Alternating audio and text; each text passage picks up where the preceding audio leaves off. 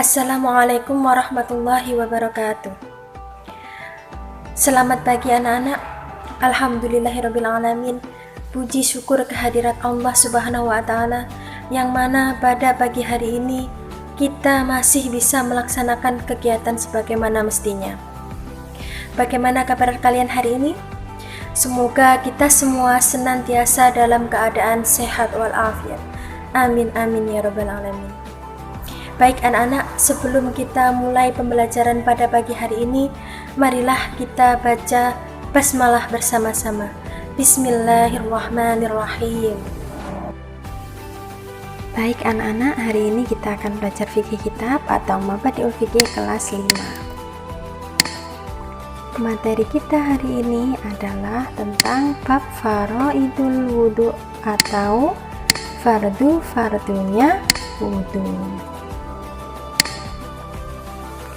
Prima juga sudah membagikan di bahan ajar tentang tabel ini, tabel makna. Nah, berilah makna catatan kemarin sesuai dengan tabel berikut. Jadi maknanya yang ditulis adalah maknanya, ya. Maknanya ini langsung ditulis di atas garis miring. Jadi perlu diketahui tabelnya tidak perlu ditulis ulang. Yang ditulis mana? Bagian maknanya saja yang ini, ya. Ini langsung ditulis di atas garis miring atau diisikan di garis miring yang pada catatan sebelumnya. Nah, dengan menggunakan singkatan huruf background seperti biasanya, contoh mim sama dengan utawi dan seterusnya. Nah, di sini kan ada yang terima kasih, buka dan tutup kurung. Nah, ini kalian ganti sendiri dengan singkatan huruf background. Misalkan utawi singkatannya adalah mim, singkatannya adalah kha, dan seterusnya. Oke. Untuk cara mencatatnya, baik, sekarang akan Puri membacakan.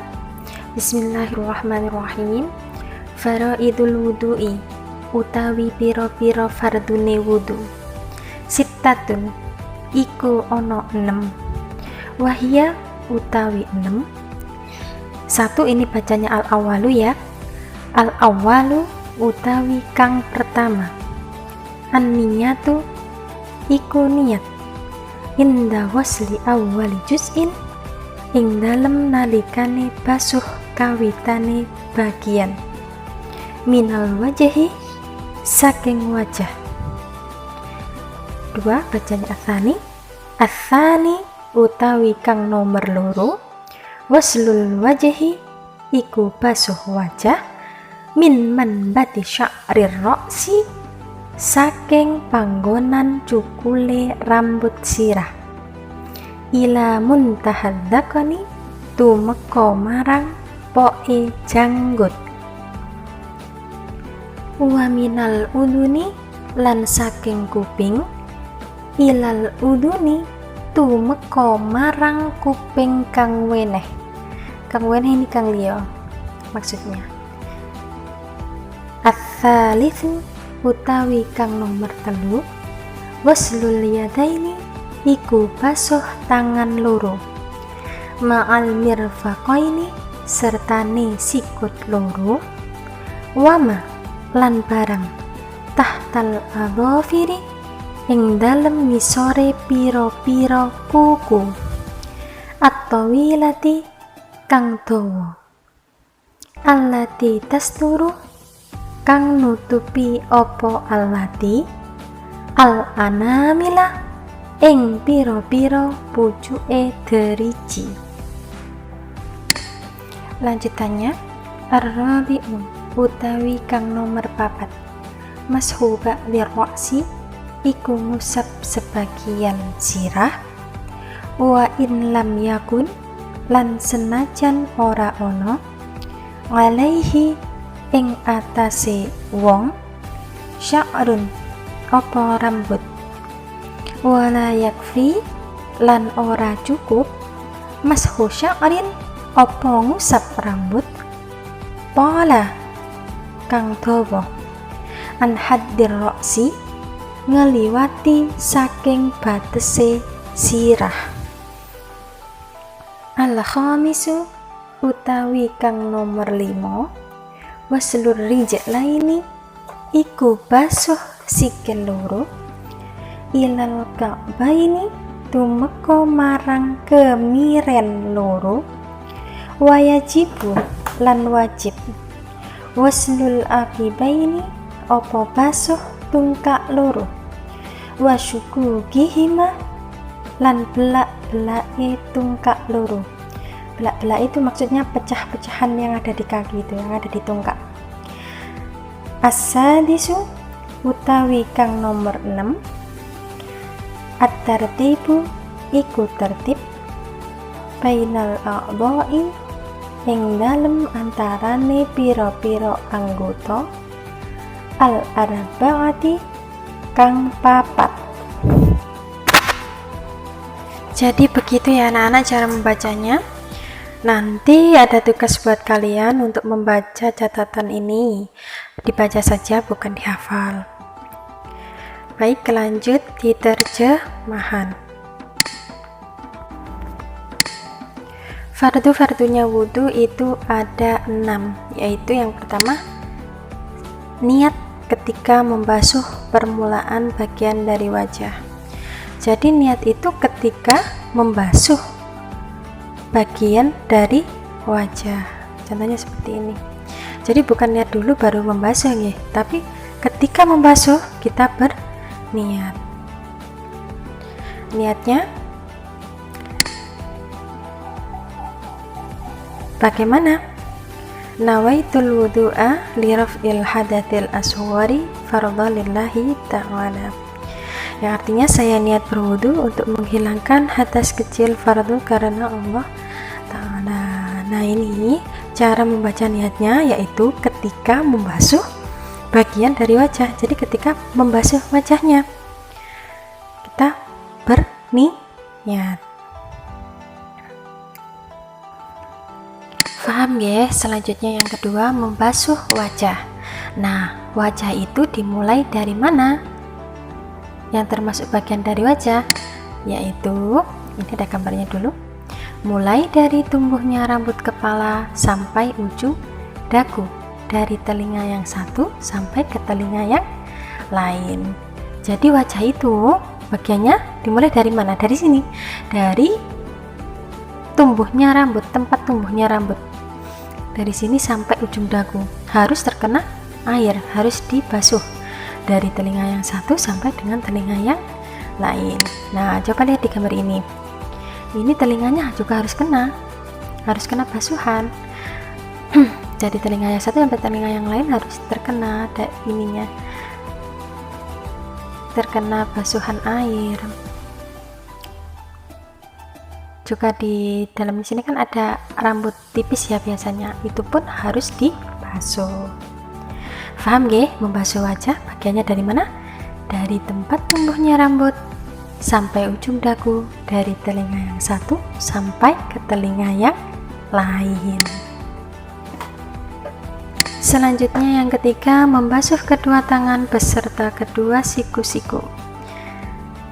Ini dan apa yang berada di bawah kuku yang panjang. Ini ada gambarnya.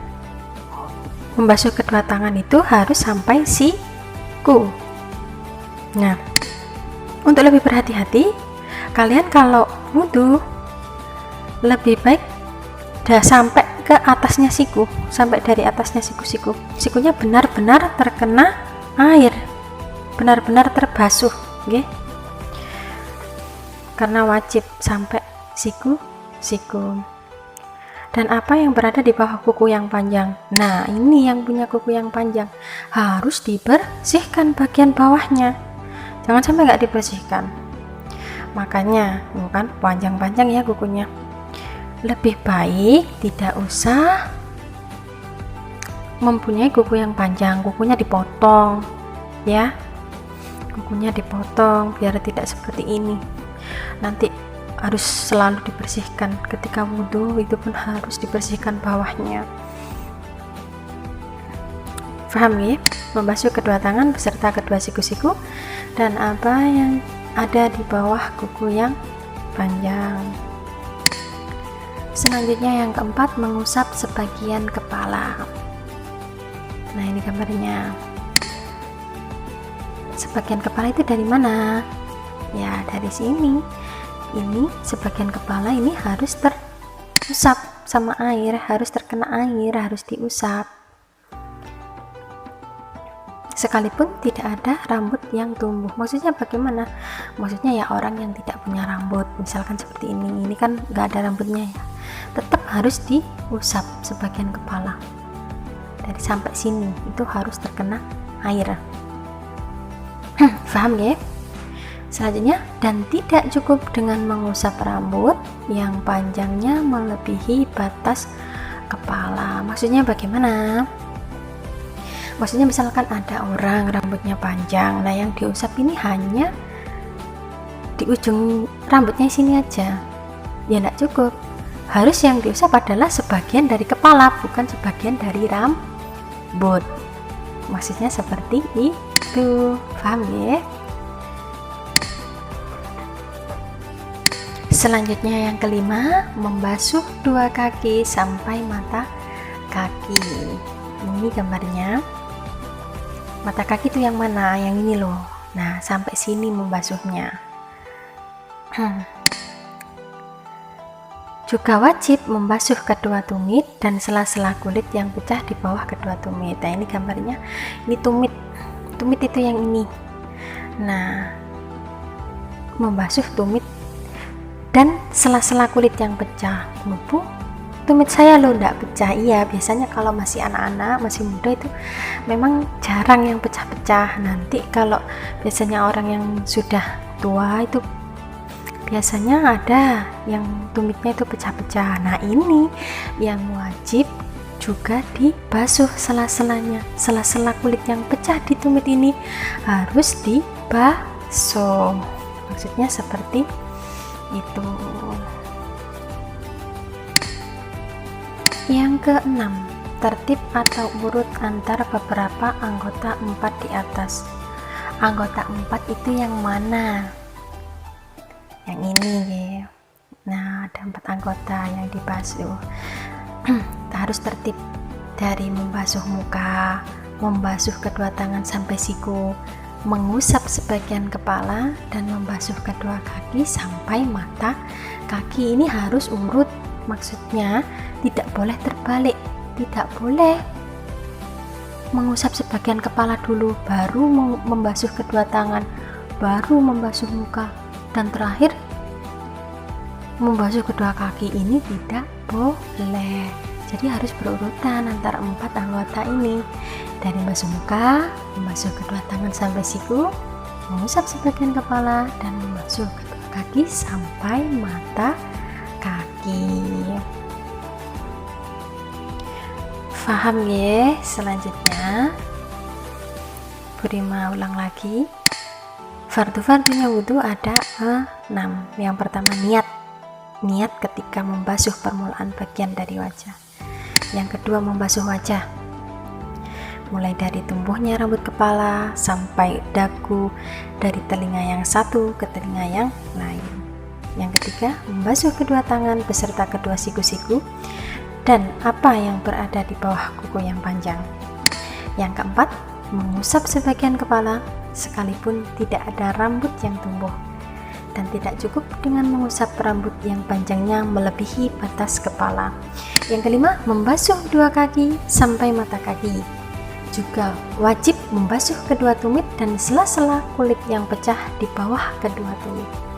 Yang terakhir, tertib atau urut antar beberapa anggota 4 di atas.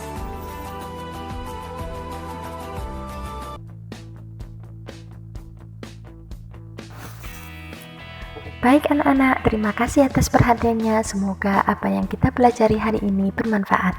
Amin amin ya rabbal alamin. Sampai bertemu kembali di pertemuan selanjutnya.